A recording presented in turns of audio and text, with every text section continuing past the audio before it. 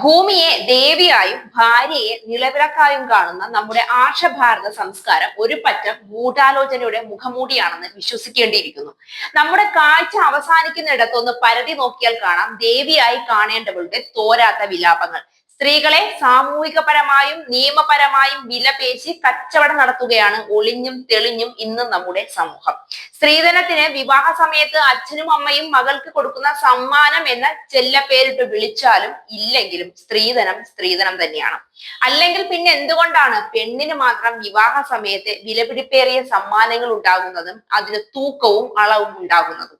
സ്ത്രീധനത്തിന്റെ പേരിൽ കൊന്നതും കൊല്ലിച്ചതും കുറച്ചൊന്നുമല്ല നമ്മുടെ രാജ്യത്തിൽ.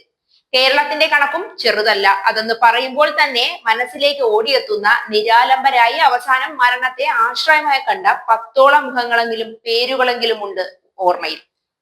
സ്ത്രീധനം തൂക്കി നോക്കി വിവാഹ കച്ചവടം നടത്തുന്നവരിൽ പണ്ഡിതനും പാമരനും ഉണ്ടെന്നറിയുക. ഭാര്യയായി സ്വീകരിക്കപ്പെടുന്നവരുടെ കാലിച്ചന്തകളാണ് വിവാഹ കമ്പോളം. കഴിഞ്ഞ ദിവസം ആവശ്യപ്പെട്ട സ്ത്രീധനം നൽകാത്തതിന്റെ പേരിൽ ലക്നൌവിൽ സ്ത്രീയുടെ ശരീരത്തിൽ കുത്തിവെച്ചത് HIV വൈറസ് ആണ്. യുവതിയുടെ പിതാവാണ് പരാതിയുമായി രംഗത്ത് വന്നത്. SUV കാറും 25 ലക്ഷം രൂപയും കൂടി വേണമെന്ന് ആവശ്യപ്പെട്ടതിനെ തുടർന്നാണ് സംഭവം എന്നാണ് പരാതിയിൽ പറയുന്നത്. ഉത്തർപ്രദേശിലെ ഗംഗോക്കോട്ട് വാലി പോലീസ് സ്റ്റേഷൻ പരിധിയിലാണ് സംഭവം. കോടതി ഉത്തരവിനെ തുടർന്ന് കേസ് രജിസ്റ്റർ ചെയ്ത് പോലീസ് അന്വേഷണം ആരംഭിച്ചു. 2023 ഫെബ്രുവരി 15-നാണ് ഉത്തരാഖണ്ഡിലെ ഹരിദ്വാർ സ്വദേശിയായ അഭിഷേക് എന്ന സച്ചിനുമായി മകളുടെ വിവാഹം നടന്നത്. വിവാഹത്തിന് സ്ത്രീധനമായി കാറും 15 ലക്ഷം രൂപയും നൽകി. എന്നാൽ ഇതിൽ ഭർത്തൃ വീട്ടുകാർ സന്തുഷ്ടരായില്ല.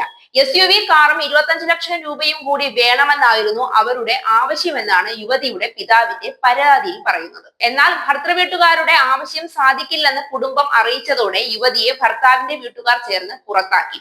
എന്നാൽ പഞ്ചായത്ത് അധികൃതർ ചേർന്ന് യുവതിയെ പ്രശ്നം പരിഹരിച്ച് വീട്ടിലേക്ക് തിരിച്ചയച്ചുവെങ്കിലും തുടർന്ന് വലിയ തരത്തിലുള്ള ശാരീരികവും മാനസികവുമായ പീഡനമാണ് ഭർത്തൃ വീട്ടിൽ നിന്നും സഹിക്കേണ്ടി വന്നത്. അതിനു പിന്നാലെയാണ് HIV കുത്തിവെച്ച് യുവതിയെ കൊല്ലാൻ വീട്ടുകാർ ഗൂഢാലോചന നടത്തിയത്.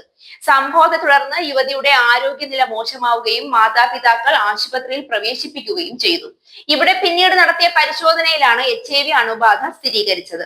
എന്നാൽ ഭർത്താവ് അഭിഷേകിനെ പരിശോധിച്ചപ്പോൾ HIV നെഗറ്റീവ് ആയിരുന്നു.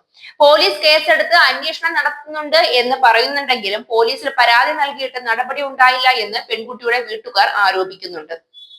ഇതേ തുടർന്ന് കേസ് കോടതിയിലേക്ക് പോവുകയും കോടതി ഉത്തരവ് പ്രകാരം വീട്ടുകാർക്കെതിരെ സ്ത്രീധന പീഡന ആക്രമണം, കൊലപാതക ശ്രമം എന്നീ ഗുരുതര വകുപ്പുകൾ ചുമത്തി കേസെടുക്കുകയുമാണ് ചെയ്തത്.